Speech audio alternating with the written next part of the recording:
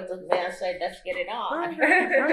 So my name is Aaron Fountain. I am interviewing Mary Davis and Patricia Patterson in Lyndhurst, Ohio. And today is July 8th, 2022. Okay, so the first question that I like to ask everybody is, can you tell me about yourself? When were you born, raised, your parents, and childhood upbringing? Wow. My name is Mary Helen Davis, or should I say Lawrence Davis, because Lawrence is my maiden name. I was born in Atlanta. I've never lived in Atlanta. I happened to pass through Atlanta through a National Baptist Convention, and I saw a sign that says Grady's Hospital. And I remember my mother said, that's where you were born. However, I've never been there. I've never lived in Atlanta. I've visited many, many times, but I have never lived there. I was raised in the Navy. I'm a Navy brat and traveled quite extensively throughout the United States because of my father being a Navy person. And then I got my formal education in Chicago, where that was our last station. I graduated from Hyde Park High School in Chicago, and I attended Chicago's Teachers College. I came to Cleveland to stay. I have been back and forth in Cleveland because my dad's people are here. My mother's people are from Atlanta. My dad's people are from Cleveland. And we were back and forth. And we came here and stayed permanently in 1960 or 61. I'm not really certain. I think it was 60. And I joined Greater Abyssinia Baptist Church. My aunt was a person there. She was on the usher board number 2, and then she went to the Nurses Guild. And that was one of the reasons my mother and I joined. My dad said he was not going to join Greater Abyssinia. He was adamant about it. And he had a friend there at Greater Abyssinia, and they were good buddies. Reverend Fred Caffey, who passed away 2 or 3 years ago. Yeah. They were the best of friends. They were in a club called the Busy 8. And neither one wanted. Fred was running from the ministry, and I don't know what my dad was running from. However, when Fred decided to become ordained, he became ordained in Greater Abyssinia. My dad went to Second Lakeview, Reverend Edward Small's church. Is that what it was? Mm-hmm. No. What's his church? Can't think of it. It wasn't Second Lakeview. No. Anyway, that's where my dad ended up. And he loved it. And churches had a relationship anyway. And I still have a relationship with those ministers there at, gosh, why can't I think of the name of his church? And we are, anyway, so that's basically my background. And I met my husband at Greater Abyssinia, married him. We have 3 adult children, 6 grandchildren that I claim. Oh, Mary. I'm sorry, but that's the truth. I can't lie about it. I claim 6 of the 9. I claim 6 of them. And we have a thing called the 3 Ds. And I have 4 great grands now. And we had a thing where we named them all with the Ds. It became a thing. My kids are Derek Donnell Davis, Dwayne Darvin Davis, Deidre Dawn Davis. Then we went down to the grandkids, and there's Derek Donnell Davis II. There's Derica Diana Davis. There's, oh wow, can I get them all? And there's Daisha Damari. Then there's Dominic, Dylan. Did I miss 6? Count your fingers. Daisha, Derek. Oh, and the sixth one is the one who's not. He's a Davis. His mother's a Davis. His mother married a butler. His name is Lawrence Anthony Butler, and they were teasing him until I told him the secret, which was my secret to him. But then he realized it was true. I said, "It's okay if you're named Lawrence. That's my maiden name." So he thought he had a better connection with me because Lawrence is his name. And he will tell you, my name is Lawrence. And his dad is like, I wanted a junior, so he's Lawrence Anthony Butler Jr., but he is Lawrence. He's my number one grandson. He lives here with me. Yeah. So that's pretty much where I am. No, okay. Not bad. What about you, Patricia? Your background? I'm Patricia Gail Pruitt. Maiden name is Pruitt Patterson, and I have lived in Cleveland. Born in Cleveland, University Hospital. My family migrates from Florida, Tallahassee, Florida. My mom, her side, and my daddy is from Alabama, in the northern Alabama, Montgomery County. They came here, Daddy came here in, he was probably 18, he was born in 1909. So I have older parents. They have a first set of kids, and then we came along maybe 12, 13 years later. And so we have been thoroughly spoiled. I didn't know how to ride a bus, any of that. I had a chauffeur. He just didn't trust anybody with us. So I had, like I said, I got married. Of course, I got married, and then I have one son from that marriage. He is living in Dayton, Texas, Dayton, somewhere in between. And I have one grandchild, of course, a daughter-in-law. My daughter-in-law is Toshika, and we have one grandchild. I keep asking Dana, is there any great grands? And he says, not that I know of. So we're going to go with that. I came out of high school, Glenville High School. I'm a tar bloodder, and we're celebrating 50 years this year because and the pandemic happened. That would have been our 50th year. So now we're 2 years late, but we're still claiming that 50th year. And so that'll happen later this year. And I'll be happy to see all of my school buds that are still here with us. I'm an entrepreneur at heart, artist, have a lot of art background. I think in my 12th grade, when I was there, I had 8 study halls and one college English class to take. So I was done, but they were being mean. And so I asked my art teacher, could I be in his class instead of being in study hall all day? And he said yes. And so I really got infused with a lot of things that he took the time to work with me, Mr. Workman, who is passed on now, but I'm sure any good tar bloodder knows who Mr. Workman is. And of course, I went to work at an early age. Just after college, I went to work at Monroe and Company.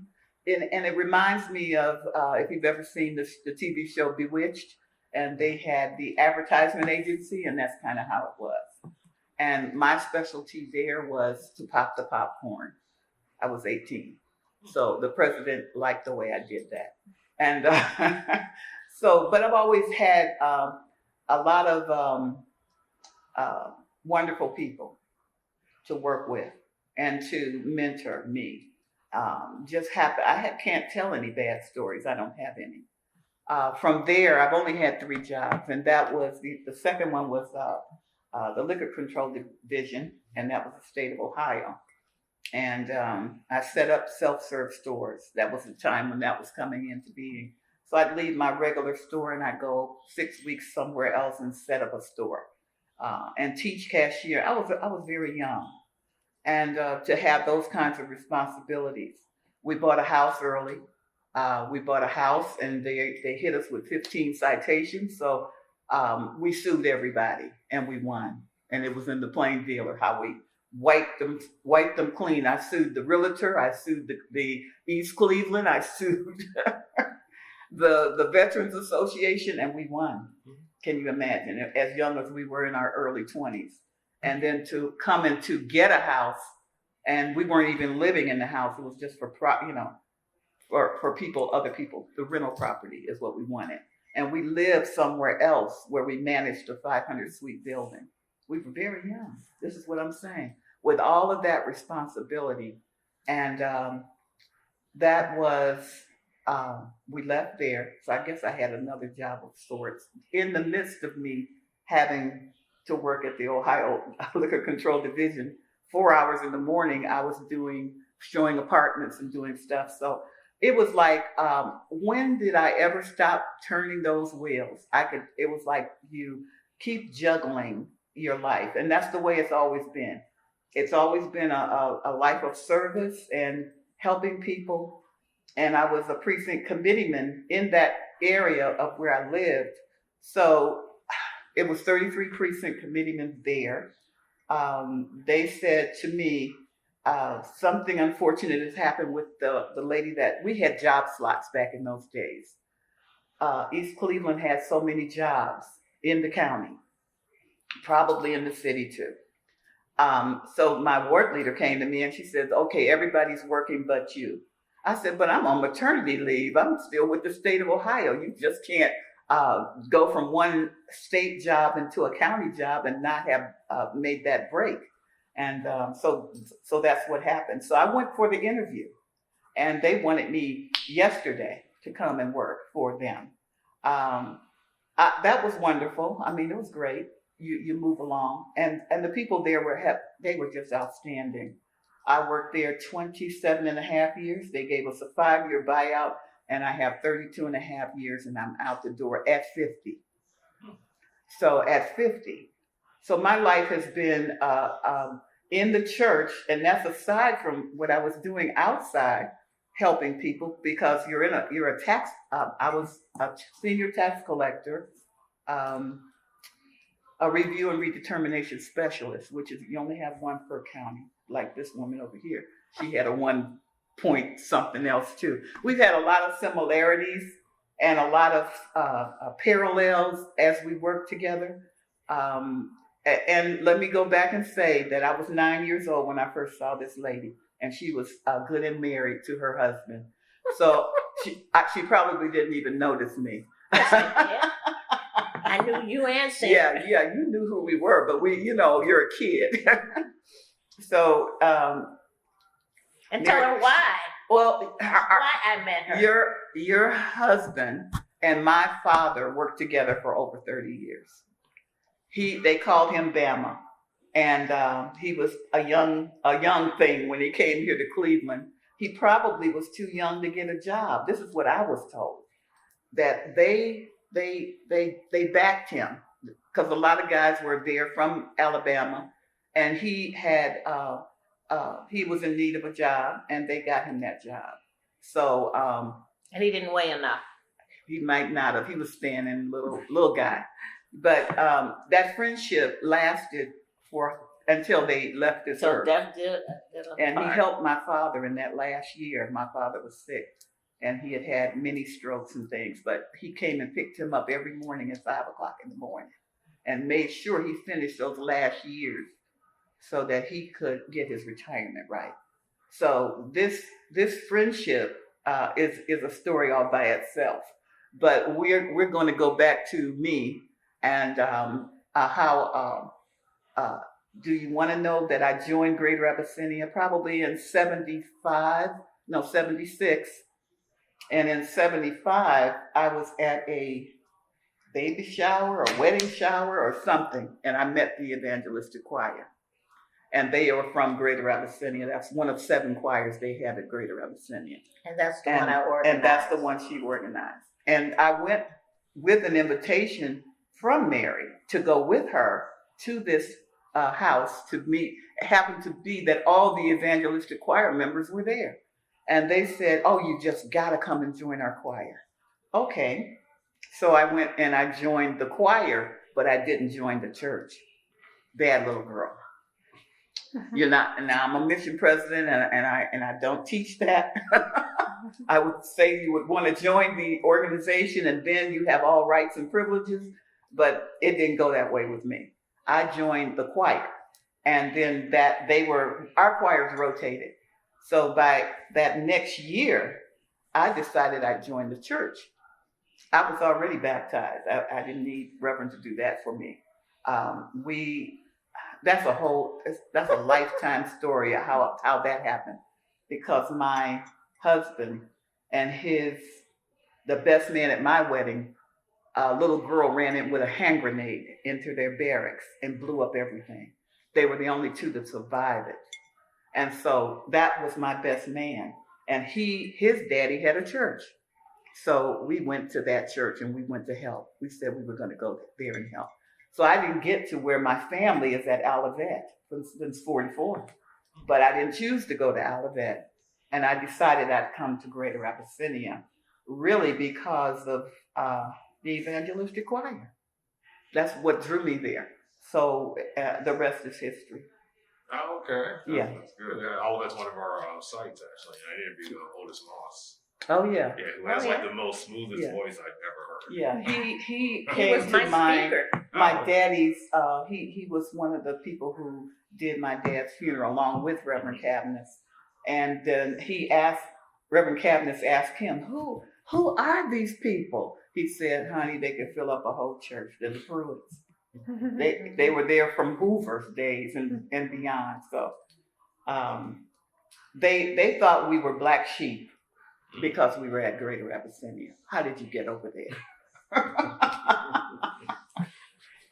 Reverend Otis Moss was the last speaker of SELC before the pandemic. Yes, he was. Oh, okay. Yeah. Mhm.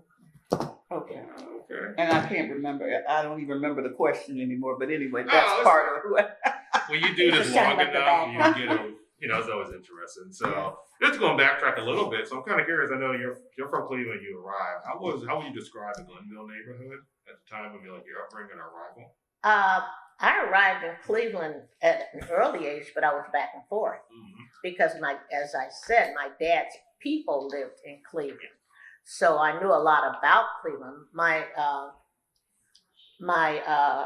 family, my dad's family, lived at 6801 Quincy. They were stables and that's across from that big cemetery there, and they're buried there, and so is another aunt.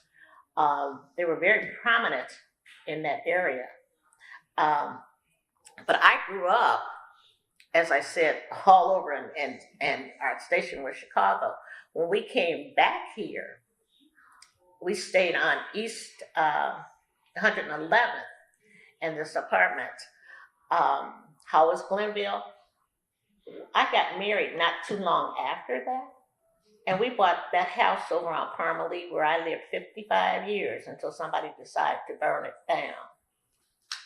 I raised my kids there. I was pregnant with my second child when we moved in there. And he was born just before we moved in.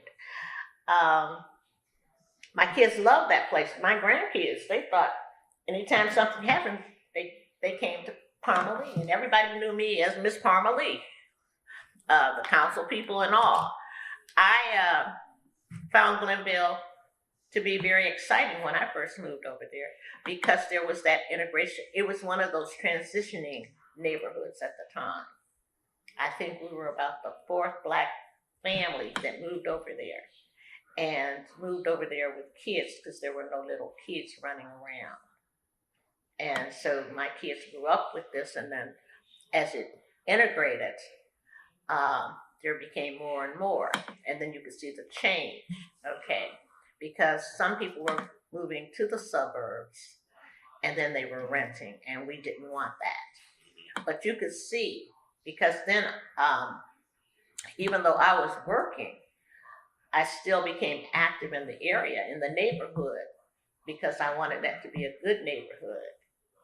And we as parents, we wanted our children to be a part of that. And then I taught in the neighborhood school, which was Miles Standish at that time, which is now Michael R. White. Mhm. Is that what it is? Mhm. Yeah, I'm a diagnostic reading teacher. And so I could see the change. We knew it was coming. We knew about the, what they call white flight. That was part of, after I left school system in 1984, I asked Virgil Brown, who was one of the county commissioners, was there something open for the summer? And he says, I was his secretary. I was on the board with him at the Catherine Tyler Neighborhood Center. And I asked him what was, he says, oh, well, you ask these people all the time about jobs. Really didn't. It was yay or nay because I was, being paid all summer, but I wanted to do something else. And he said, would you like to work at community development?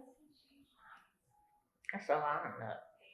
And he said, okay, I want you to go down there and sign up.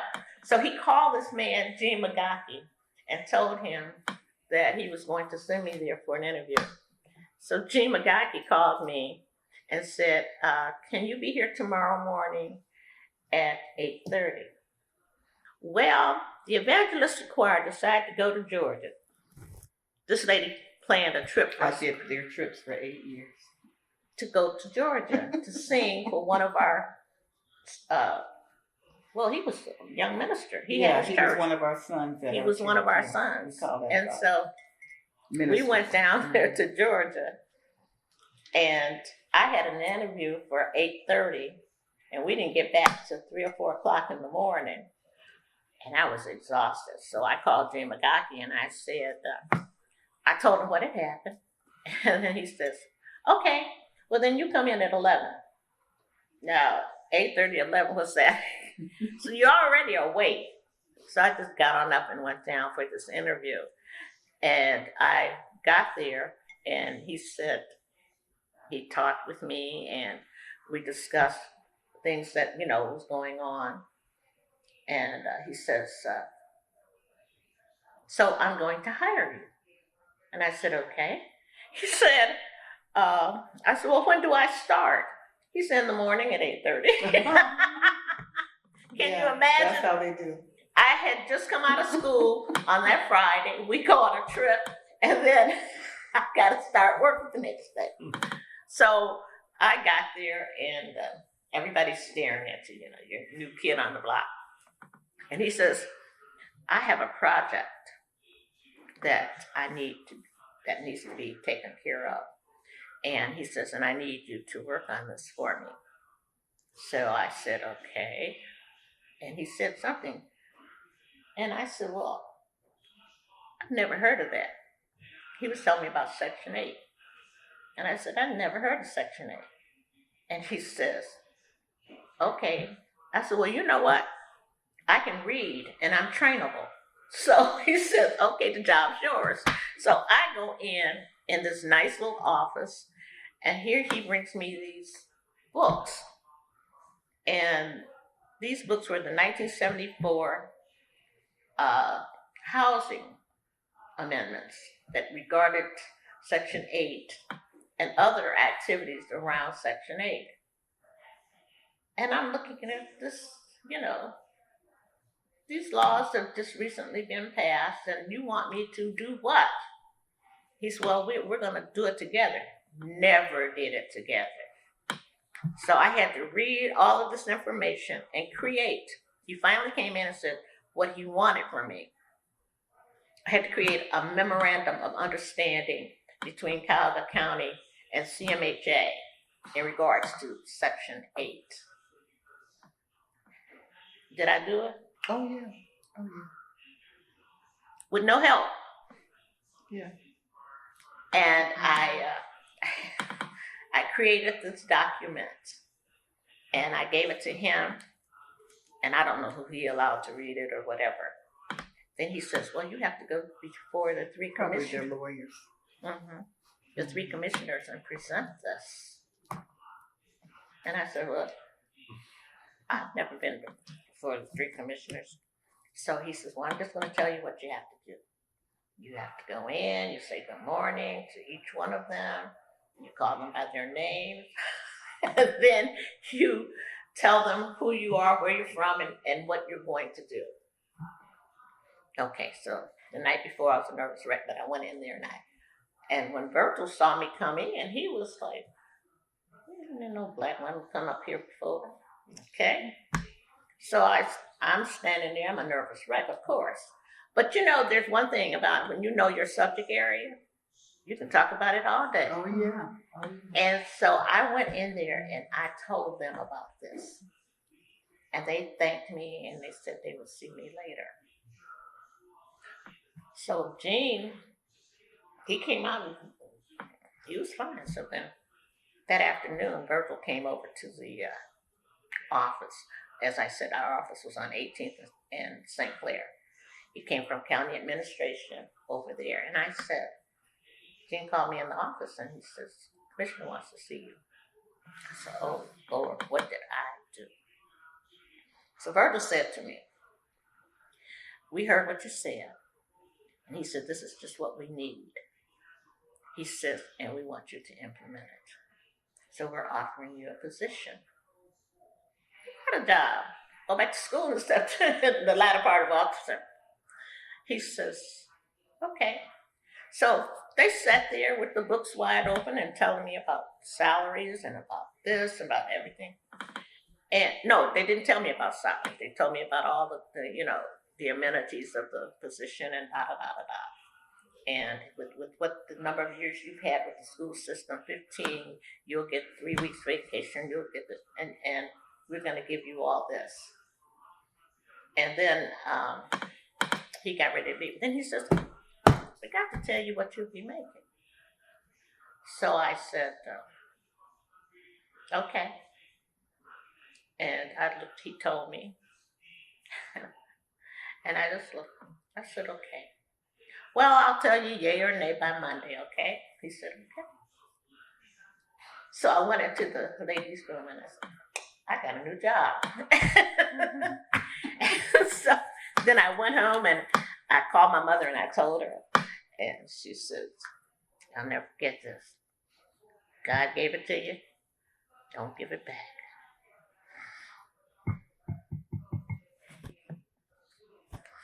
And I didn't. As Pat said, I worked there 19 years and a 5-year buyout, a 15-year from the city of the school district. I was 40 years with the buyout. I didn't leave when she left at the end of I tried to get you to go. I know, I had the time, but I was working on a project. But before I took that buyout, this is what I did. I was always in Columbus, Ohio for my meetings. And I decided to stop by PERS. And I said to the lady, I said, "I'm eligible for the retirement and the 5-year buyout. Tell me something." I said, "Where would I be financially if I take this?" So she said, "Ma'am, here you are right here. And if you stay and do the 10 years and get the 5% and the whatever, and maybe you might get 10%, what you'll be about here." She said, "But if you take the 5-year buyout, you're here. And in 2 years, you'll be here." She said, "Oh, in 5 years." So I said, "Okay." I said, "Write me up." So when I got back to my office the next morning, they came to me and said, "So you're leaving? Why you didn't tell us?" I said, "Well, I didn't know. I didn't know I was really leaving." And they said, "Yeah, you had to go to PERS. Let them tell you." Definitely. That's right. That's where I went. And I had the papers and I had them. The actual authoritative papers that told you what I was going to do. And so I was supposed to leave. Just about everybody left around the same time. I left the thing was ending in September. I left in September because I had my big party on the 13th of September. We were in Philadelphia. Were we in Philadelphia somewhere? We were at the National Baptist Convention. And came back and had the party. But that's how I got started. I became an area development coordinator. That was my first position with the county. After that, when I told them that I would take that position, I was an area development coordinator. And McGahee lost the election, but they put a man in there named Paul Krutko. Paul Krutko was a visionary. And he told me, he says, this is what's going to happen. We're going to create this and we're going to create that. So what did he do? He created this position for me to implement this memorandum of understanding throughout the county. Now, at that time, I did not realize that the county was divided up in all of these communities and villages and what have you. So I learned them. And then I became the area development coordinator, which took me west. That's why I know so much about your side of town. I can tell you all about the west side because that was my area. And I had to go in there and I learned all the mayors and the council members because I had to go in and teach them fair housing and civil rights. That's the answer to your other question. Mm-hmm. How did I get involved? That's how I got involved because of a memorandum of understanding. And I can tell you today what all was in that. It was a big legal paper that they took to the departments and what have you. Loved it. I was not ready to leave the county when I left. I worked up to the very last day. I would have stayed, but then money talks, and what they said, the other walks. And it's just a blessing. It was time to go. Yes. A friend of mine told me who sold all state insurance, he said, when things start happening and if it's not fun any longer, it's time to go. And that's what he did for Allstate. He left them. And he said, I wasn't ready to go. I didn't think. He said, but it was time. So I left the county. And what they told us was this: there won't be any more 5-year buyouts. Oh, no. And there hasn't been. A lot of people say, I wish they'd gone when they, But I'm glad I haven't had a physical job or a job, really. I did teach a couple of years during the time when my daughter was pregnant. I taught over at Iowa Maple for a segment because a friend of mine wanted me to do her a favor, and she was the principal of the school, and she wanted me to teach this 4th grade because at that time that was the point where they would be doing the 4th grade testing, especially in the diagnostic reading division. And so I did it as a favor for her. Do you know she retired on me and left me there? That's how they do. And so I saw her at a, she was in the Phi Delta Kappa, which is a teaching sorority, at one of her events. And did I ball her out? Yes, I did. And of course, she says, well, it was one of those things where they told me I had to go because I was going to lose so-and-so. I understand. That's what you could have told me. She said, but they needed you one more year. Well, they wanted me to stay, and I didn't want to stay because my daughter had that little boy that's in there. He's 14 years old, so you can tell how long ago it's been since I worked. She said he was born June 27th, and I told them at that June meeting, I'm leaving. When this child is born, I'm not coming back. And they said, oh, yeah, you got to come back. No. She's going to have this baby, and I'm going to take care of her. So that's what happened. So I've been on nobody's payroll since then. And I officially retired, was it September 2002? So I've been gone a long time. Yeah. And I just tell you, I have family. That's how I got into fair housing and civil rights. Down there, you say something about social development. Mm-hmm. Social development was already in place. However, it was not social development. social development was, what was the name of it? Some kind of civic something. or Yeah, the but other. it was all about civics. Mhm. And there were members there who, as a matter of fact, the president was Gerald Kistner, Ron's brother, who's Reverend Gerald Kistner now, down in West Palm Beach, Florida.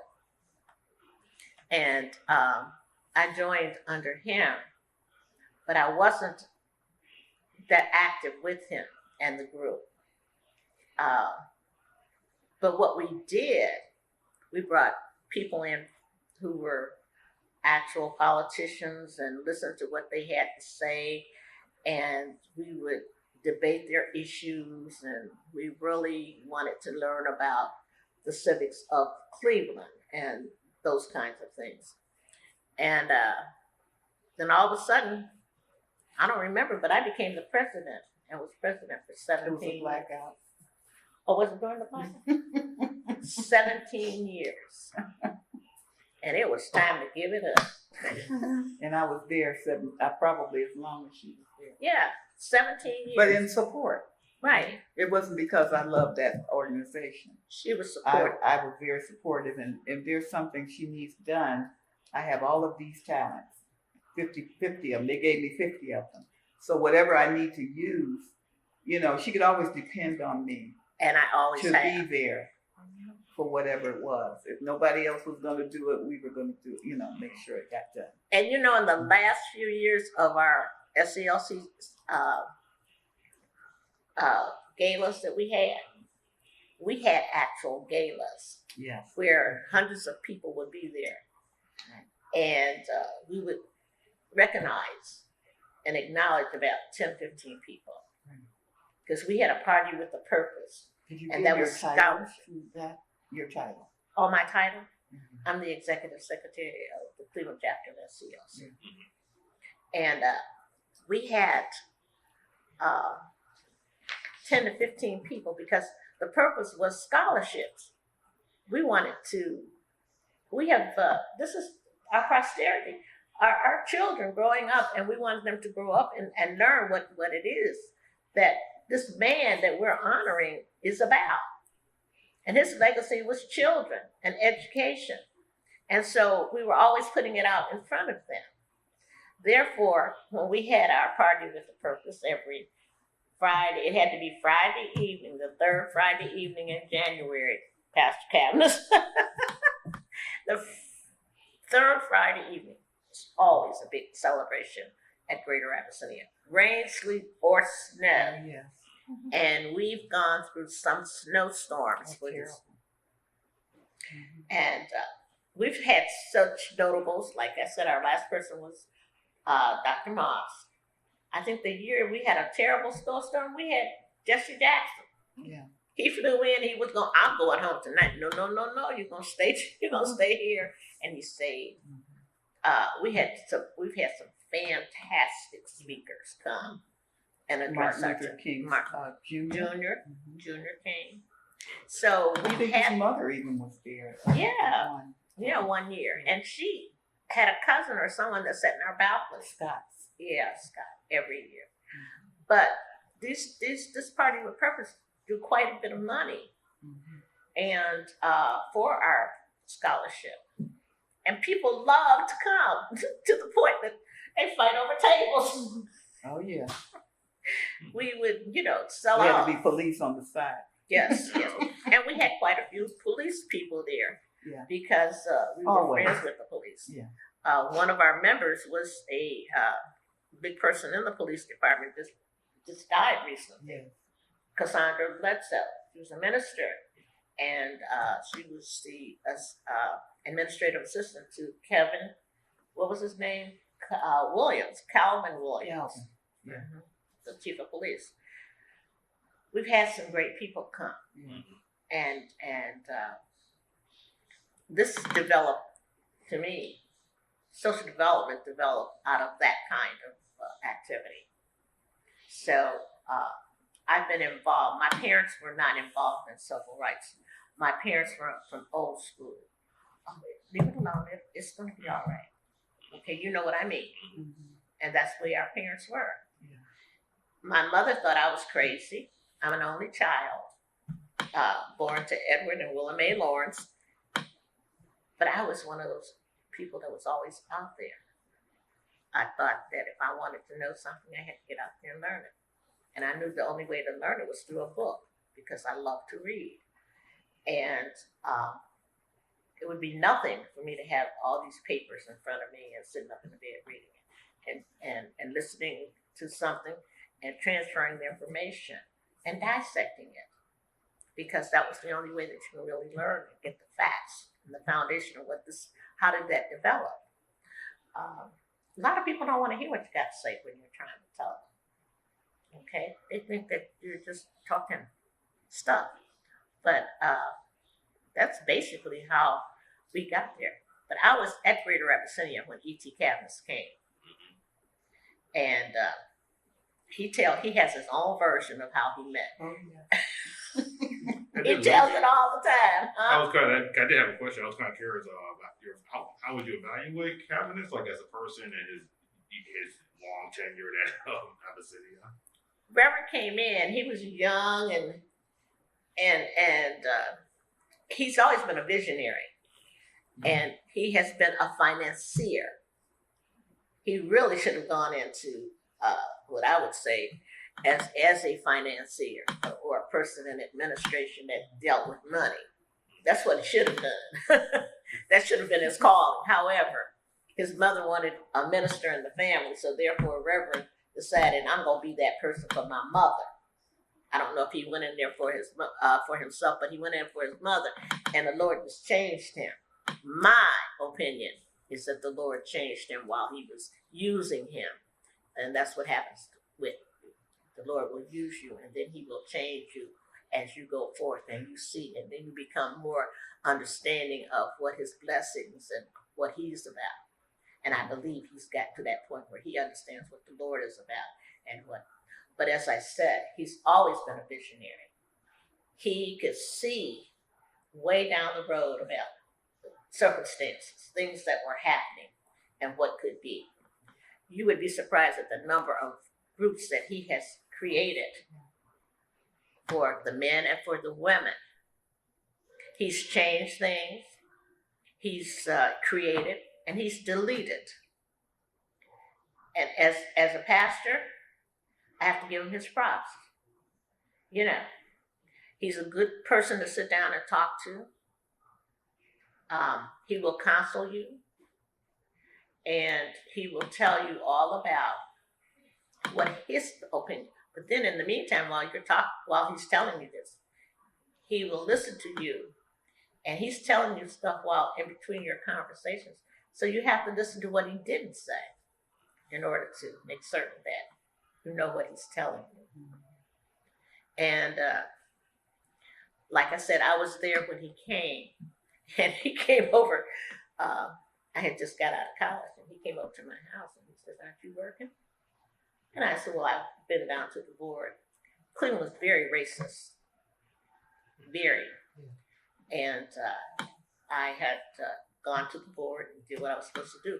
However, I think it was in the summertime. And he says, "Well, why don't you come with me?" And he was running for council person. Every time I looked around, he was taking me someplace to do whatever. And he took us across the street to this church across the street. Was it a church or a funeral home? But anyway, it was Mr. Williams, which I found out recently, about a month ago. It was Susan Williams' father, Susie, what's her name's father? Oh, okay. You know what I'm talking I about? do. Ed and Washington's father. Mm-hmm. And I told her, I said, "I met your father a number of years ago." And she said, and I told her, so I think it was a funeral home. I don't remember if it was a church or a funeral home. And so Reverend said, "Well, you can work over here."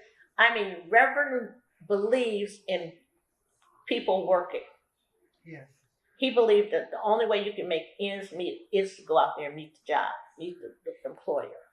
And he's always trying to find jobs for young people, always. And so he took me there, and then finally, I'm called to work. But and he has an interest of, Hilton Smith calls him the Secretary of Education. Mhm. That's the title he gave him, because he's always interested in educating young people and anybody, but his main purpose is to educate young people. And anytime he can help a young person get a job, he will help them. And most young people like him.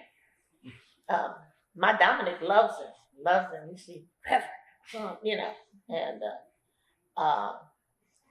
I think it's wonderful to have a minister that, even though he stands tall, can bend down and take a child's hand. Yeah, okay. I was wondering what about Patricia. How about you?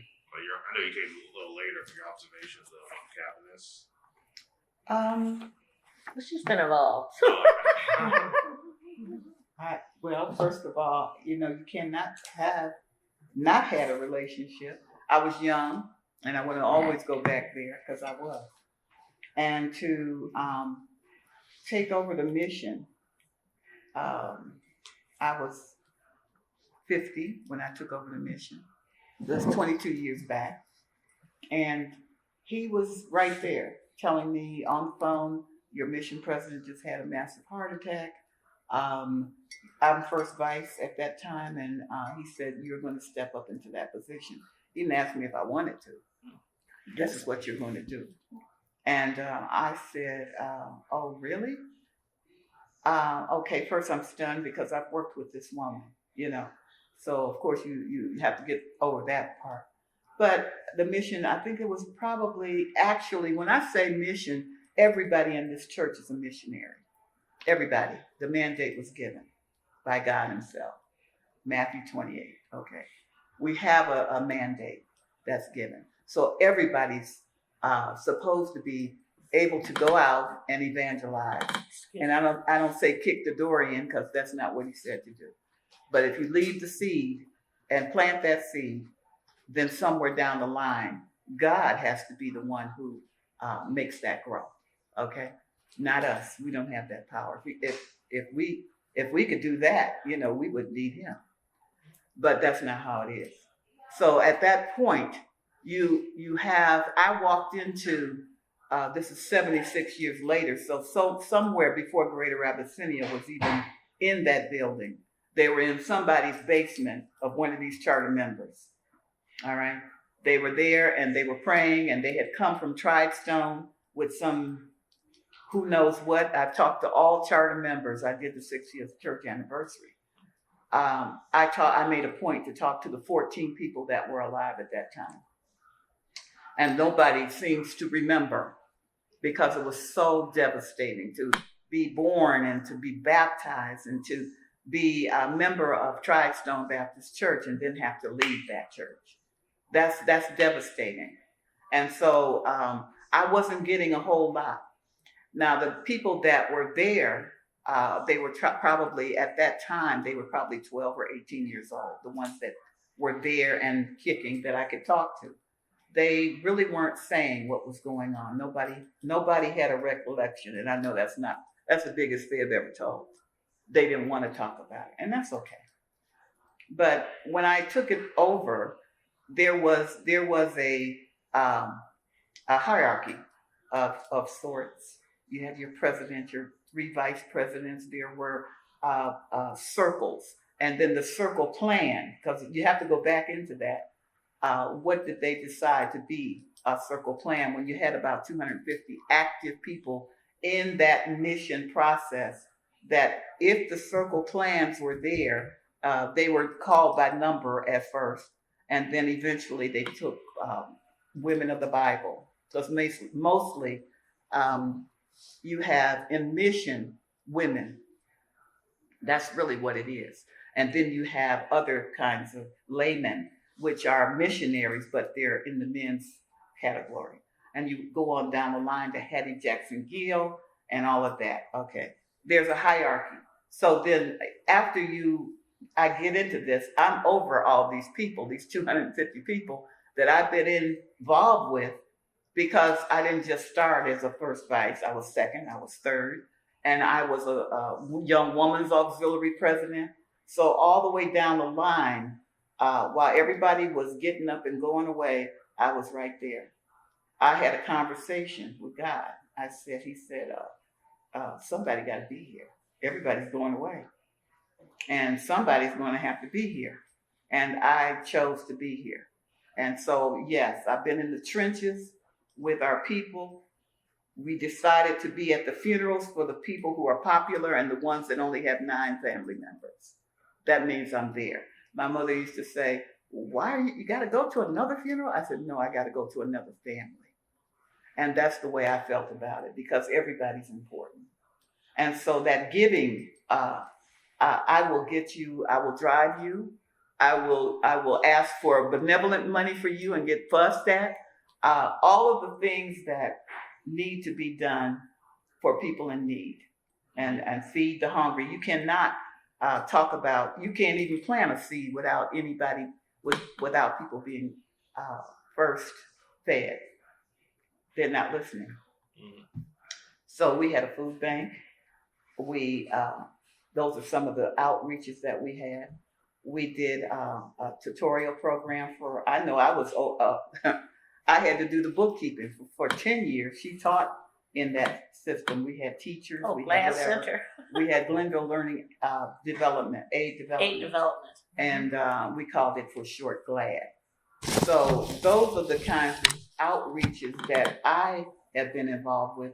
When the food bank, the one lady started the food bank, I came and she left, she got married, she came back she wanted to know, could she still run it? And Reverend said no, because he wants control of that. He didn't want that to be away from our church. So he calls his president of the mission. What can you do to help me with this? I'm like, okay. So he's always going to look and see what the need is. We go back to him. Mm-hmm. Nothing that I've been in, he didn't make me trick me into. No, he asked you, would you do it? And what can you? No, he does. He people say he doesn't do this and he doesn't do that, but he knows not to call me at night. He doesn't do that. He'll call her, but he will not call me.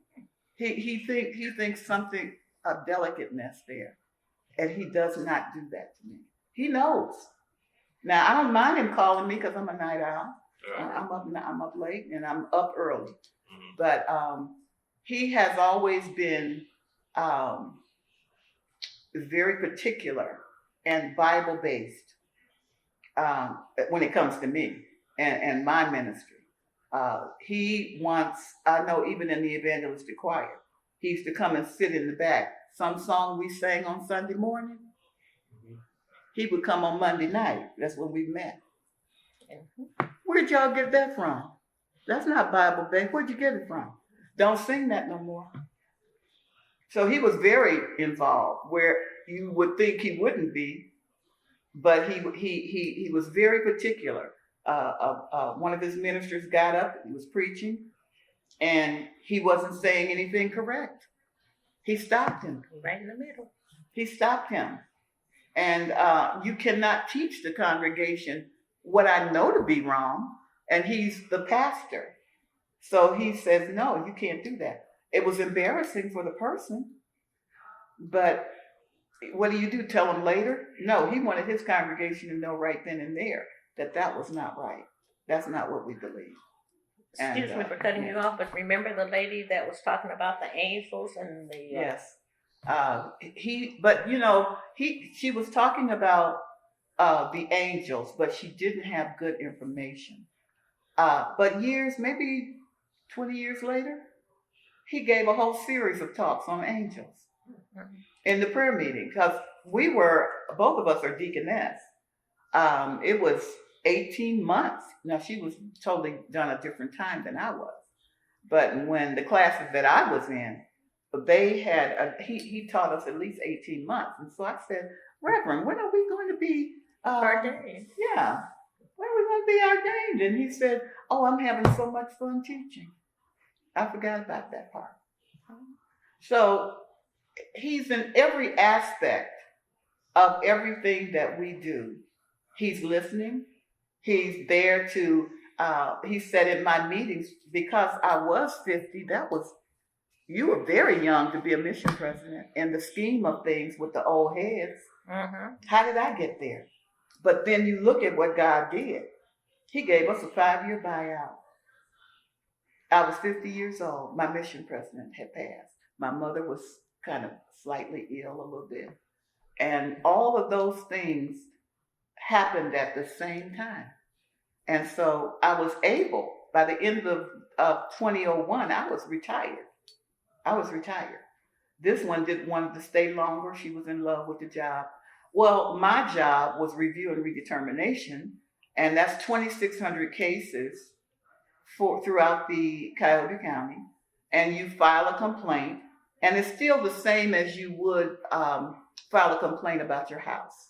But you go upstairs into the county administration building, and you sit before a 4-man panel, because it was all, I think each auditor gave a person, the treasurer gave one, the recorder, and whatever else was up there on that panel. And that was really similar to what I had to do, but I was the only one doing it. And so I worked with the board of the Department of Taxation, and they would send me a docket of what was on the court cases, and I kept track of that. We couldn't talk to those people while they were in the process of getting from one court to another, but once they were finished with that, then I would step in and I would get on the phone and let's talk to Ford. Okay. They said, well, our lawyers and our tax people have changed because they do a lot in corporate. I was in corporate personal property tax, where you collect the collection of delinquent taxes with 23, all men and just me. And when I go into that vault with all the men and just myself with the Playboy magazines and maybe a little, what do you call those little things you keep your liquor in? This is how I came into the county. And I went into Frank Gall's office, my treasurer. I worked for 2 treasurers, Francis E. Gall, who's passed, and Rokakis. I'm sure you've seen him on the little labels on the gas station. But they've changed the whole way the county works, of course. And so to go back to the relationship with Frank Gall and Reverend Caviness, because I was involved with a lot of, you want to know what my legacy is? And yes, the men were always up front to take the credit. But Reverend wanted, before any buildings were built, there needed to be land gotten. And we were only in the one old church. So he wanted, you've been to our church, right? Have you? Okay, where his office is, that part of that particular part. And then the other is where Caviness Hall is, and you come out the sanctuary. None of that was there. Okay. We had across the street a built-up parking garage, had levels to it, and racks. Mm-hmm. And so I'm looking, but I'm in a place, and I'm going back to that blessing, because if you think about what even the years that I was there, how many of our people needed help with taxes and back taxes, or they were in foreclosure. That wasn't my specialty, but I trained all the women in the Cuyahoga County in that treasurer's office. I taught them cashiering, because where had I come from? The state of Ohio, setting up liquor stores. And I knew I had to train them. So I was very used to coming into a situation like that with millions of dollars in a day. We didn't have women. When you looked outside and your taxes were being collected, I was the only woman out there. And there was nothing but men, and they had a little taste, going on, things they had been doing. And I had to go in the vault with these crazy people. But Frank Gall was very good friends with Reverend Caviness, because they were both council persons in the city of Cleveland at the same time. He now was the treasurer, and Reverend was, dealing with his community. I don't know if he was He councilman was a still. liaison. He may have still been council, in I'm not council at sure, that yeah. time. He may have been. And the sheriff happens to be a good friend of mine. And why? Because his sister sat right next to me for how many years? And he would come in, and I was like his sister. So anything I needed or wanted in that county setting, they were willing to try to get it done for Pat. Pat needs that, So when they asked me about parcels of land, how are we going to get them? I'm in the county. So I asked my boss, well, Frank Hall, I wouldn't do anything without him. He says, you can do anything to help Theo. He called him Theo. Theo. He called him Theo. You can do anything you can do to help Theo get that property. What do you need us to do? Because I was never afraid of my boss. I go right in and sit with him, Frank Hall. And I said, we need this. I had a list of things that I thought that we needed to help Greater Abyssinia. And I started calling the people who had this property. That was pretty much what we wanted. All the way over to where Bethany Church is, I had every piece of that property coming through. The only reason Bethany got that property at the end is because I released it to them. Okay? So when you have that kind of, all the women that I trained in the treasurer, because there weren't very many in good positions, but they went on to have high positions, and they were over the exemption department and that kind of thing. This is something we needed at Greater Abyssinia to grow. And so when we got finished with looking at all the parcels and all of the things that Reverend might want for that new building that you were in and the other one, eventually we got those things. And it's because of, I'm not going to call her name, but anyway, there's some wonderful people that I worked with and I came through the ranks with.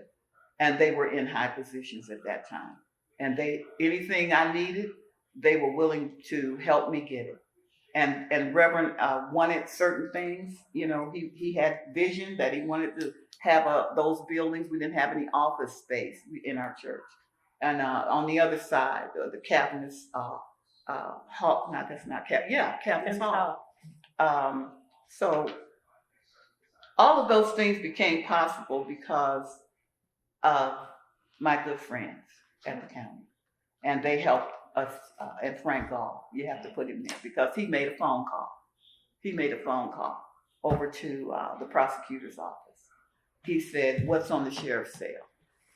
Okay, whatever's on there, put theirs first. We would have had to wait 12 years in those days to get something on the sheriff's sale. So all of those kinds of blessings, and I call them complete blessings, because that just doesn't happen. Because I can have a friendship with somebody and I can have a boss that I loved. We didn't just work together. We loved each other. We were great companions. His secretary, I can't even go there, but Miss Shannon, they're all passed now, were wonderful to me. So they made it possible for us to get that property that we're sitting on right now. And I just, that's about it. They have made it possible for us to be able to grow and have that land. And we're just blessed. It's a blessing. So I don't know what else that I can say about that. That's pretty good. Yeah. Yeah, We were talking about Reverend being a visionary. Mhm. I was sitting here in this place, and he called me up. He says, "I want to make sure you're at church on Sunday." We were getting ready to have Deacon and Deaconess Day, was it? So we always have a second Sunday in March, and he says, "So I want you there. Make sure you're there." And then he had told me, I knew that something was happening, and he had told I was the third vice president of the deaconess, and second vice president, and the other girl was the first. And she called me. She said, something's going on, and there's going to be some changes. She said, so therefore, are you ready to take over? And I said, take over what? She says, the presidency of the Deaconess Board. I said, no, that goes to you. She says, physically, I'm not able. And so I said, well, I'm not going to overstep. I said, what's going to happen to the lady that's in there? She said, we don't know. Well, we still don't know. But anyway, this particular Sunday, we're sitting there. He said he was going to announce it, but I did not have any clue as to how he was going to announce that I was going to be the new president. What does he do? He calls these different deacons, name for this and that, name for that, and this name. Then he tells this woman who was the current president to escort me down to the front of the church. That was shocking to everybody. Yeah. And he says, you're new president. That's how he does things. Oh yeah, that is how he Now, it's not that he did not know my background. He's known me ever since he's been there.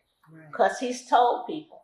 He got up in my birthday party and he told them how, he had brought me, come to my house, and we went for the jobs, and he just tells a story about his relationship with me. And it's flattering.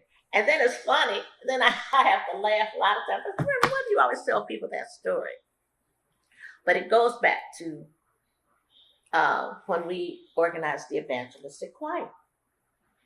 I was a little young, impetuous young lady. All I saw was choir. I had not, at that time, any meaning of what choir meant and the singing and the ministry behind it. I just knew choir because when I came from St. John Baptist Temple in Chicago, we were in the choir. Nobody taught us songs the way we were taught by Finley L. Lanier. Nobody told us what it meant. But at that time, as I said, I got choir. And so I went to him. He was new, and I went into him and said, I'd like to get choir started. We don't have a young adult choir here. And he says, okay, let me look into it. So then he comes back and he says, well, who's going to be in this choir? And I said, young adults, He says, 18 and over. So he says, 18 and over? I said, yes. Male and females, And that's young adult choir, right? So he says, well, we have the Chancellor Choir, which consists of my friend I told you was in Raleigh. She was in there and a few others. And all we wanted to do was sing. And I laughed because at that time, I was dating my husband who was chasing me, so he wanted to be a part of. That's why I tell you, he didn't organize the choir. No, that was Hilton I had to tell. He was busy chasing. He wasn't worried about. He was just going to be a part of it from the beginning because of. And we were gathering all the young people. He says, well, I'm going to say this. You get the people together, and then I'll meet with you. So we got the people together, and he wanted at least a minimum of 20 people. And he says, okay, here are the rules. You will be on probation. I think he gave us 2 or 3 years to be on probation. And he told us a number of things he wanted us to do. And, we didn't even have our own Sunday to sing. But he had asked me, so who are you going to get to play? I said, well, Finley's here every second Sunday. And he says, is he going to play? Because he's at St. Timothy. I said, he said he would. Now, at that time, we didn't know anything about commitments or anything. It was just about getting a choir started. So Finley came in, and as dependable as he was at the end, he was not dependable in the beginning. That's true. He was not. Yeah. But he was one of the greatest musicians you've ever known. He was. He turned out to be somebody that I could not imagine but he didn't get the discipline until he went to the service. He went to the service and served and was the Marines. And when he came back, he was well disciplined, very disciplined. And he came and he turned that choir around. But we could sing, but it wasn't in our hearts.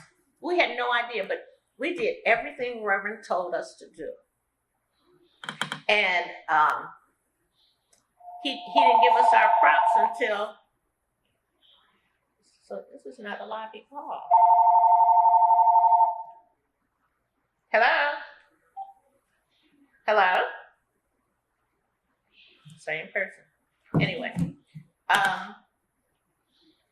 it was, as I said, we just wanted to sing. And we could sing. We had some great singers. And he would teach us a song. We would go to rehearsal and learn a song in the night and sing it that Sunday morning. Yeah. But our heart wasn't there. And as I said, Reverend sat with us. He talked to us. He told us what we could sing and what we could not sing. He was our overseer. He was our father. He was all these people wrapped up, telling us and guiding us. Oh, he guided us. We have in our choir. I'm in a meeting with those people for the historic. What's his name? Reverend P. Lee is a member. He's ill right now. And we had our ups and our downs. Reverend P. Lee was quite a member. He was president. We've had our fights. In a holy way. We grew. We grew to become the kind of choir that my pastor is proud of. Okay. And the first president was Robert Robinson. I'll never forget him. I don't know. He passed away. I thought it was Loxie, but it is. He was the first president, but my husband was the second one. Because the man passed right in there. And so he was the second. But here's a president. I was president. Those Shoot, are the hardest 2 years of my entire life. Yeah, but this is one of the original pictures of the evangelistic choir. That's why I brought it out. This is one of the original, and I mean, we look like some folks. You recall this picture? Girl, yes. Pat wasn't in the choir at that time, but this is Finley. This young man went on to glory right at our deacon and deaconess day. Yeah, he was trying to make it back for rehearsal. He came to that rehearsal, and he sat there and talked to me. I was trying to fix him a plate to take home to have dinner, because we had food that day for whatever reason. And he says, "I am tired. I'm sick of all this here." And he opened up his shirt and showed me all these things. You see, they got me all like this here, he says. And I'm going to tell you what he was doing. His ambitions was to get his degree. Yeah. He got it posthumously. Yes. His daughter received it. Mm-hmm. Very intelligent man. Beautiful. Very intelligent man. Mm-hmm. And which one was it? His master's, was he? Yeah. It was master's. His master's. Sick. Work. He had retired from Sherwin-Williams. And it was in Akron, so he wasn't. He was commuting. Traveling. He wasn't supposed and not to. feeling well. And he had one eye at that time. Yeah. And he was sitting there at that thing. He says, "When I go home tonight, I'm just going to sleep." He says, "How tired I am." He said, "I'm just going to sleep." He said, "I'll see you in the morning." He went home. That was after talking to us. And he went over a couple of numbers with us. We just had a made-up choir of our deacon and deaconess for Deaconess Day. So he went home, and he was home by 7 o'clock. He was dead by 7:30, I think. He was tired, and he should have been tired. But we missed him. Well, we really miss him now. Whenever certain songs are played, and his family, That's family. I mean, that's just what you know, that's what we say because he taught a song. Then he taught you what that song meant and why. And I mean, he would get into the spiritual. His father was a bishop in the, no, not the Methodist, not sanctified, but I forgot what division of it is, but anyway, his father was, and his mother was quite a lady too. She was just, you know, basically a church woman. They raised all these children. I think he had two sisters and a bunch of brothers, and they were all from Memphis, Tennessee. Yeah, and he taught you, and you knew when you sing. He said you need to know what you're singing about when you sing, because you sing all these things and you just sing them, and you're just singing words. But when you sing for the Lord, you are singing a song. You're singing a prayer. And someone wrote this because of this. And you really felt good about singing that song, you know, once you realized why you were singing. But that's how the evangelistic choir became, you know, into existence. And we celebrated our 60th anniversary, our last anniversary, so we had some characters. We're as old as the church. We're 60. We're as old as Reverend Caviness. Reverend Caviness is, yeah. He's the one who started that choir. Yeah. So since I went to him, we are a year. If Reverend is 60 years, Reverend's been there 63 years. Longer than that. Yeah. 60. Whatever year Reverend is, we're 1 year behind. Okay. Whatever length of time he's been there. He came in 60. 1960, you're right. He came in 61. I think it was 60. Right, No, he came in at He 61. might have a different story, but he wasn't there. Oh, okay. Okay. I think we ought to know when he got there. He does tell a different story. He does have his own story. Oh, yeah. Now he came back 3 times too before he was actually accepted. He preached. He preached And then he 3 times because they had some other people, but then Yes. but whatever year he came and started, the next year the evangelistic choir was organized under him. That was organized under him, and that's why he took pride in it. And he kept us on. Did I say 2 years, 3 years, 4 years? I think we were on there about 5 years. On probation alone. I don't think I was a member of that choir then, because anything I'm belonging to, we would not have been on probation. Well, we were on probation. But I remember being called in front of the board because of, what did we do then? We were young people. We had done now something. You know how young people are. We were always going out of town in cars. We had a lady who was married to Finley, who was a police detective. Yeah. And she was the biggest Jew. But anyway, God. we were going to somebody's church somewhere out of town. And PD was with us, our president. And the police stopped us. It was, it was a gang of us. And so they stopped us. And she said, somebody keep the police up your jurisdiction. You're not in your jurisdiction. We always mimicked her. Officer. And especially not yet. Officer. Went Boston on us for no reason. She was that way because when you first met her, remember at the shower At her house. Yes. Was that her house or her shower? It sure was. And she said she was pregnant and they were having the shower for her. And she says, "Oh, this is from my mama." And they said, her sister says, "That's not from your mama. It's Both from her sisters me." were regular folk. Oh, she had great sisters. She went London on us or something. I don't know where she went, but anyway. That was what she wanted to do. But at the God end, bless her. she changed. She married that We'll young ask man. her when we get there. She married him. Yeah. Which was something crazy because we didn't believe her. Talking about opposite attractive.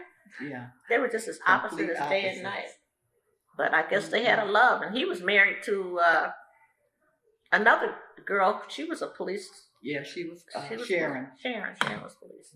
So we have stories. but we can't get into a lot of No, details. some of these people still live. Yeah. I did have one more question. This is my last question. I'm going to combine two because we covered a lot. So, yeah, usually, as we said before, civil rights narratives tend to focus heavily on men, even though women were always the backbone of the movement. And that's exactly true. That's Yes. still true. Yeah, so I'm curious, like, retrospect, what is your role and women's role overall to contribution to Greater Abyssinia was in terms of his mission, his community activism? I know it was big on Carl Stokes when he ran for mayor. Yes, I worked the polls. Mm-hmm. Pregnant. Oh, okay. I was I was a precinct committee person. So, and I was from East Cleveland. I was not in Cleveland proper. So when I came, it was a transition. I bought a house in East Cleveland, and then I was living at Euclid Beach Villa, which is in Cleveland, 150 something in Cleveland. But we always try to make sure that our people were, knowledgeable about everything that was going on politically, because we were, both of us have been in that position. But I was the one who had to take all the ballots to, at that time, we took them to East Cleveland proper. So this has been a long time. I probably was in my early 20s or something. Yeah.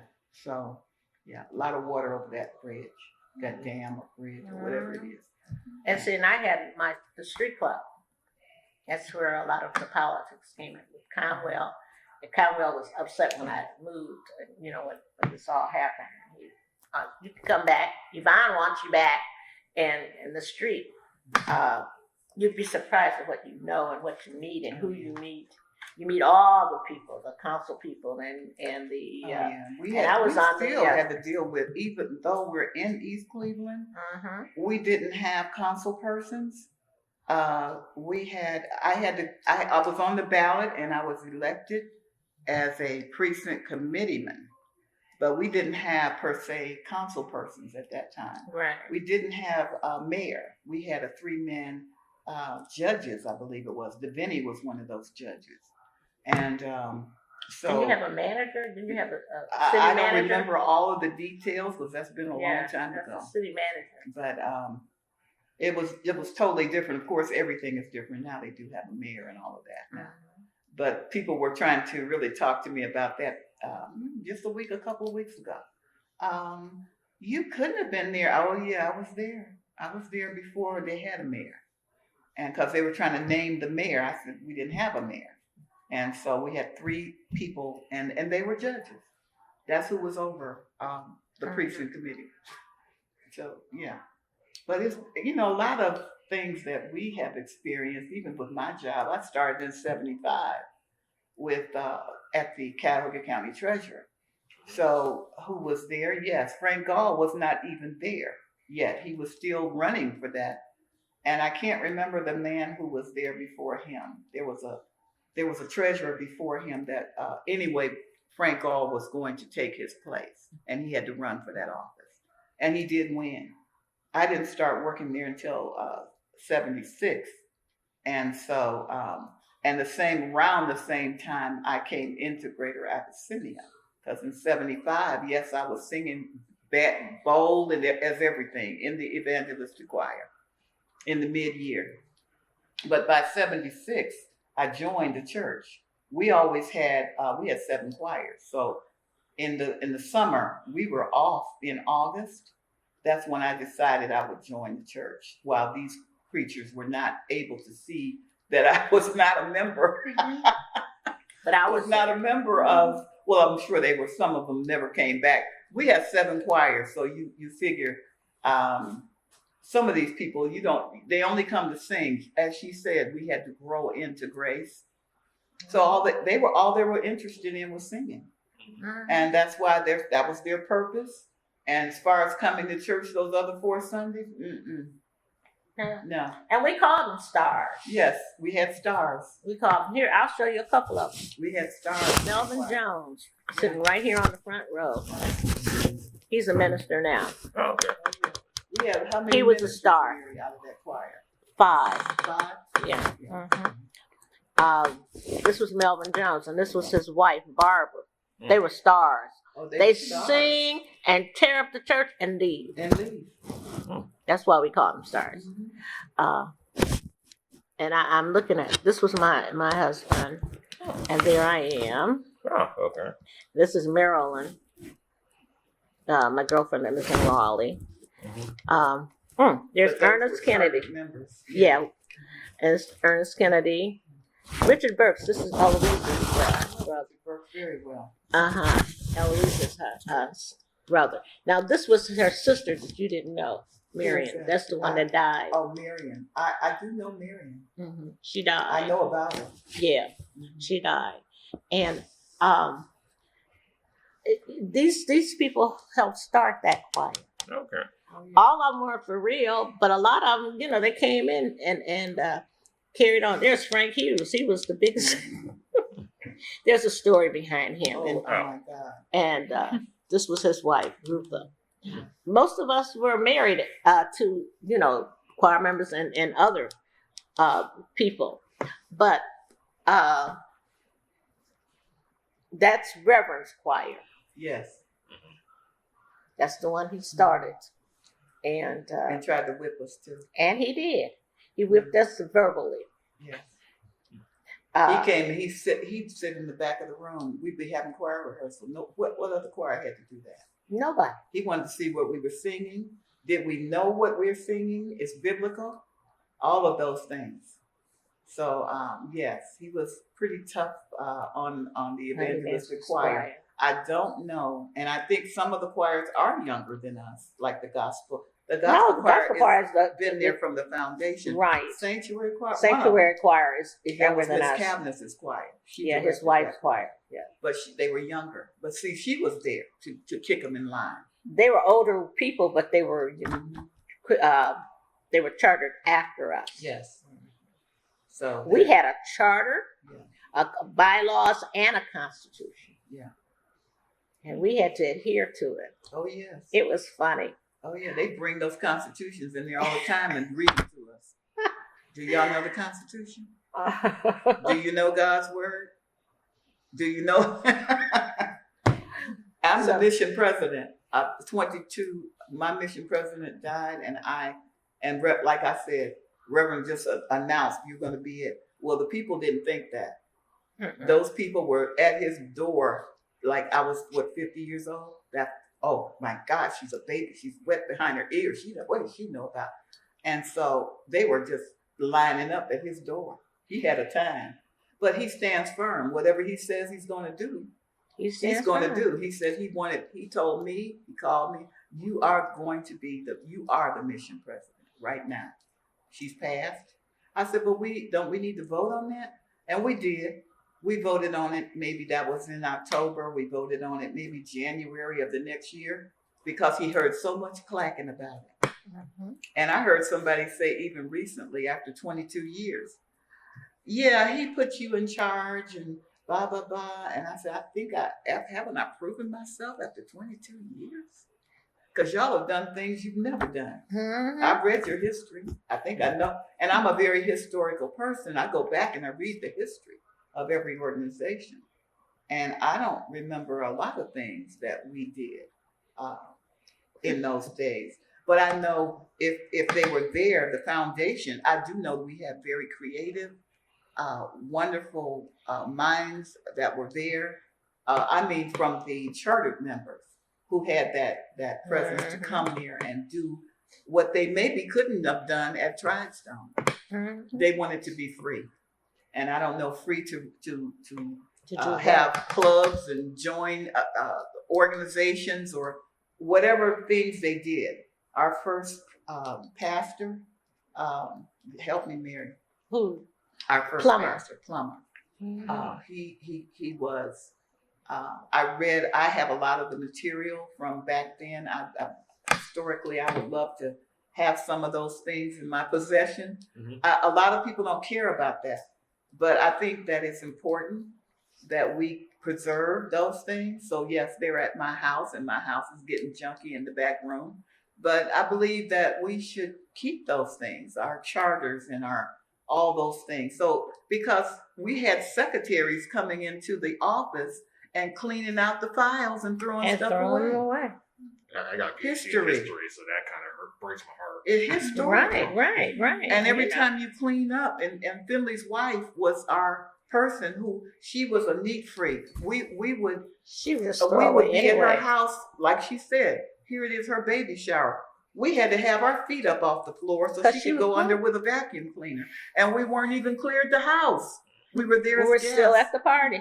So that when you've got people who think it's just junk, the difference of what you want to keep and what you don't. So historically I have probably more than anybody. I've got all the obituaries right there. Every missionary that dies, I make sure I have that obituary. Now I couldn't go beyond where I started. In the year I started, 2001. I probably have a few things beyond that. I was always vice president for those, because we're talking 4 years, and I was vice president for three of those terms, 3 different things, first, second, and third. So yes, I have a lot at my house historically. If we have time, I would love to look at it. Oh sure. Yeah. Oh sure. Oh, books and because I used to have all that, but like I said, I had a fire, She's had a fire, and but I got it. she's got it. I got it. Yeah, and the books from SCLC, she has Oh them. yeah. We have had some fantastic things going on in SCLC. It's an intricate part of the church. The church is aware that come that third Friday in January, that begins our year off. And the next day, that next Sunday, that's on a Friday, that Sunday is the church anniversary. Yes. So they just roll on into each And other. we've both chaired Everything. numerous church anniversaries. Anniversaries, And I'm a- Women's Day, Yes, and Women's Day chairman here, just recently, So, E.T. calls up and says, yeah. Well, "You're gonna because be he Women's knows, Day he chairperson." knows We're you like, can "What?" do it. He knows you have the ability to do it. So, yeah, he's going to call us GLAD Center Incorporated, Glenville Learning Aid Development. He decided one day that we needed to have that. What was that thing called where the money came from? Oh, it was a grant, basically. Some kind of a grant, From- $59,000 or $60,000 he was able to get there. He had to write seemed like Proposal. to me, weren't you in on writing that proposal? proposal. All the land that church is sitting on, other than the main church, you can stop right here. Okay. Anything You can that's stop right happened here. in Greater Abyssinia since 1961. The back wall where you Where? see the fountain of light back there, Mhm. right here. Okay. Yeah. Right here. So And so- that's those things. That was a vision. I was driving, and all of a sudden, I felt lifted, and I was hearing a voice telling me what I need to do to help the men of the church. Now, and I'm a Woman's Day advocate, woman everything. I was fussing, with this voice. Are you kidding me? I was ugly. Why do I have to help with Men's Day? Are you going to give the money to the women and blah, blah, blah? Oh, you should have heard me. And yet I was lifted, driving home from work. So I couldn't be asleep. I was driving. And in that vision, it was telling me what to do. You know the paver bricks down there on 9th Street? It went there for me. Yes. And I said, oh, yeah. Well, that's what we need to do. And blah, blah, blah, blah, blah. And I said, my God, okay. So when I came to myself, I had passed we're on the freeway. By the time I got off the freeway and to my house and picked up my phone to call my girlfriend, who had these kinds of crazy visions as well, I said, I got her husband, John Gay, Deacon John Gay. And he said, well, I'm over city sidewalks. They're talking about over on 9th Street outside, where the paver bricks are on the ground. He says, we put them out there. What do you want to know? I said, well, John, we need to do this and we need to do that. Well, okay, I'm going to get the stats and we're going to go into Reverend Caviness and you're going to present it to him. I said, oh, no, we're not. I said, Reverend is from the old school. He's not Gotta going be. to accept that from me. What do I know about a paver brick? And I said, John, you know, when God speaks to you, you don't mess around. It's not about who got the credit. I said, you are going to go get every stat, show it to me first, get every stat and take it in there to your pastor and tell him this is what the men are going to do, because it was specifically told me that this is what Men's Day was going to do. These crazy people raised, Quite a bit of money. my God, That was the it was first over time. $20,000 with that project. And I had a good talk with God. I said, what's going on? Because see, women are so creative. We gather and we do and we quietly work, but the men, they need help. Hate to tell you that. Oh, but yeah, that's that's true. why he created women, so that the men could get some help. It's so funny. Our Men's Day is this coming Sunday, and the men who did the appeal on Sunday, Joe Parnell. Joe says, and women, you know we need you. Yes. We know you Yeah, need. they know they need They us. know they need from the beginning. Mm-hmm. They, you know, and we tell them every year, okay, come on and help us. They don't really help us like we help them, No. because it wasn't for the women of the church, they would not get half the money No. they get. We help them. And help they, them. They do what they can. And so we can tell them, okay, so we're having Women's Day and we're having a buffet. You guys are going to have to serve in a uniform, Yes. because you know you're not going to give us the kind of money we've given you. So they gladly do it, and anything we ask them to do. Yes. We had our Women's Day. They're going 6 weeks, right? Will it be 6 weeks? Sure, it's usually 6 weeks. Okay, for all of us. But they In started. a pandemic at that. Yeah, but So, they said, but Reverend calls me up a Sunday after church. We had 2 weeks. We raised over $5,000 in 2 weeks. Yes. I just got up there and peeled, told us. But Mary, you've chaired and I've chaired in a regular setting, in Right. a regular time when it wasn't that. And we could raise anywhere from 39,000 to 50,000 in 6 weeks. You really didn't start before then. No, you And- didn't. And then we had a lineup of who was going to be a chair. We didn't have to worry about down the line unless something physically happens to that person. Right. But we were serious as a heart attack. This was helping our church. It was Mhm. helping us to gain what we needed for those extra expenses. And really, before we could even make the money, they were spending it because they needed it. Mhm. So The church, and they knew yes. we were going to bring it in. Yeah. And we've done some crazy activities. Oh yeah. And we've been allowed to do it without even They don't even ask. They did. Well, you know what? I think if they were new, see, we have a line of women that help the other women, and we tell them they're crazy right there in the meeting. We don't wait till we, to Reverend to tell them. So we iron all the bugs out, and we do what we can to help each other raise money for our church. It's different now with a pandemic. with the pandemic. There's Well, the just last a thing lot we of had that things was crazy was the potato thing. And Yes. most of the people thought we were crazy, but the people liked it. We had what was it? What did I call it? A potato? Bar or A something. potato bar. And that was what we were going to have for food. Mhm. Because, in a potato bar, you have the baked potato and you have all the trimmings. All the things. And we didn't have, I don't think we had any meat or anything. We just had the potato bar and dessert. And having the bar and the dessert, we had, I got it. and juice. I mean, a punch or something. They loved it. Oh yeah. Oh, they loved it. And they said, I'm taking this home and I'm going to do this with this.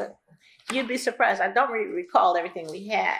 But people were like, oh, no, that's not going to work. That's not going to work. But we didn't have any money. So not having any money, we were able to utilize what we got. But we made money. People came from other places and they took the idea. And they were like, oh, this is great. Sometimes that little idea that is sitting there really just needs somebody to push it up. And it happens. And you have to be creative. Yeah. We sat in a meeting for about 4 weeks before that happened, with people naying and yaying, and nah, that's not gonna work. But then the next year they were saying, "Oh yeah, we need to do that potato bar," you know. So it's just a matter of, and Reverend trusts those that he has worked with, and he knows that'll do it. Like he called me, okay, this is what you're gonna have this thing, and you got it. In order to have it, you got to have a plan. You know what you got to do, and so I did. But it was not without knowing the people in the church and that they were doing. One girl told me Sunday, "You just wrote me a note and said this is what you're doing on Women's Day. This is what." I got to go because I'm Yeah, gonna I meet know. this girl. I do you guys At want 1 an o'clock. autograph?